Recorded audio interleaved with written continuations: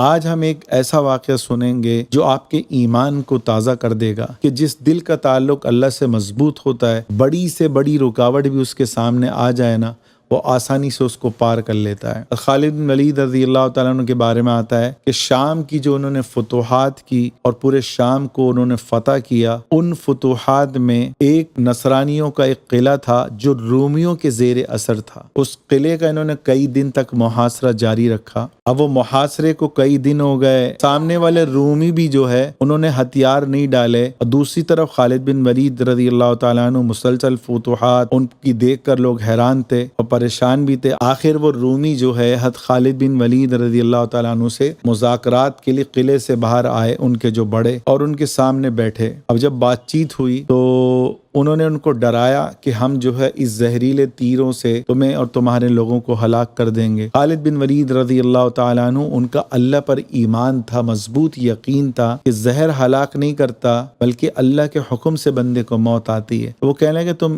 اس سے مجھے ڈرا رہے ہو، یہ زہر تو اللہ کا محتاج ہے اور یہ اللہ کے حکم کے بغیر اپنا اثر نہیں دکھا سکتا۔ وہ نصرانی کہنے لگے اگر ایسا ہے تو تم اس کو پی کے دکھاؤ۔ خالد بن ولید رضی اللہ تعالیٰ عنہ کا چونکہ اللہ پر ایمان مضبوط تھا اور ان کو تھا کہ یہ زہر جو ہے اللہ کے حکم کے بغیر نہیں مار سکتا، چنانچہ ایک روایت میں آتا ہے انہوں نے بسم اللہ پڑھی، ایک میں آتا ہے بسم اللہ الذی لا یضر مع اسمہ شیء فی الارض ولا فی السماء وهو السمیع العلیم۔ حدیث میں آتا ہے جو یہ پڑھ لے فی کا من کل شیء، کہ ہر چیز سے حفاظت کے لیے یہ کلمات کافی ہیں۔ تو اس طرح کا یکفیکا کی طرح کا ایک مفہوم ہے جو معوذتین کے بارے میں بھی ہے، آیت الکرسی کے بھی بارے میں بھی۔ بعض روایت میں آتا ہے کہ آپ نے اللہ کی حمد کری، ثنا کری اور اللہ کے اسماء الحسنہ کے ذریعے دعا کری، اور پھر اس زہر والی شیشی کو اپنے منہ میں انڈیل لیا، اور وہ رومی دیکھنے لگے کہ ابھی یہ ہلاک ہوں گے، ابھی ان کا پورا جسم جو ہے نیلا ہو جائے گا اور منہ سے جھاگ نکلنے لگے گا، لیکن انہوں نے دیکھا کہ اس زہر نے حضرت خالد بن ولید پر ذرہ برابر بھی اثر نہ کیا، اور وہ رومی آپ کو دیکھ رہے ہیں، قلعے میں لوگ وہ دیکھ رہے ہیں کہ یہ لوگ بات چیت کرنے گئے ہیں۔ اب نصرانیوں نے جب یہ منظر دیکھا کہ زہر نے ذرہ برابر بھی آپ پر اثر نہیں کیا، آپ جیسے پہلے کھڑے تھے ویسے ہی کھڑے رہے، نہ چہرے کا رنگ بدلا، نہ جسم پر کمزوری کے آثار ظاہر ہوئے، نہ منہ سے زہر کے کوئی اثرات جھاگ کی صورت میں نکلے، تو قلعے والے بھی دیکھ رہے تھے یہ منظر، اور وہ جو سپہ سالار تھا وہ بھی دیکھ رہا تھا۔ تو انہوں نے جو ہے اس خالد بن ولید کے اس عمل پر کہا کہ جس کو اللہ پر اتنا یقین ہو اس کو ہمارے ہتھیار جو ہے شکست نہیں دے سکتے۔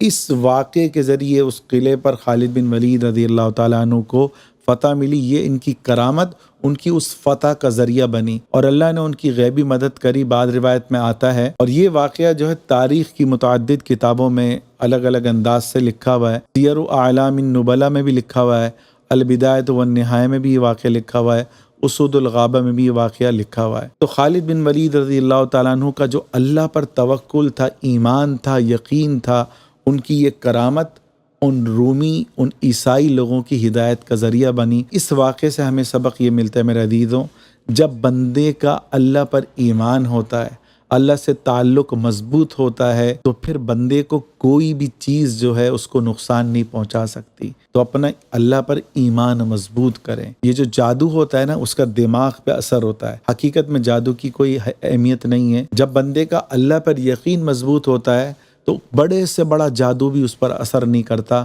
اللہ تعالی ہمیں مضبوط ایمان والا بنائے، اور اس کے لیے کیا کرنا ہے؟ اللہ والوں کی صحبت اختیار کرنی ہوگی کہ ان کے ساتھ رہیں گے تو ان پر جو اللہ کی رحمت برس رہی ہوگی وہ اللہ کی رحمت ہم پہ بھی برسے گی، تو ہمارا بھی ایمان ان کی طرح مضبوط ہوگا۔ یاد رکھیں، اگر آپ چاہتے ہیں آپ کا اللہ سے تعلق مضبوط ہو تو اللہ والوں کی صحبت میں رہنا شروع ہو جائیں، ایک وقت آئے گا آپ ان کے مثل بن جائیں گے۔ اللہ تعالی ہمیں عمل کرنے کی توفیق عطا فرمائے، اور جو ایسا نہیں کر سکتے، قرآن حدیث کی جو باتیں ہیں، جیسے میرا چینل ہے اور علماء کا چینل ہے، لازم اس کو سننا شروع کریں۔ قطرہ قطرہ آپ کے دل پہ پڑتا رہے گا، آپ کے ایمان کی بیٹری چارج ہوتی رہے گی، اور آپ کا ایمان پھر اتنا مضبوط ہو جائے گا، بڑے سے بڑا گمراہی کا ماحول بھی آپ کو اللہ سے دور نہیں کر سکے گا، بلکہ آپ اس گمراہی کے ماحول میں جا کر بھی لوگوں کو اللہ کے قریب کرنے والے بنو گے۔ اللہ تعالی ہمیں عمل کرنے کی توفیق عطا فرمائے۔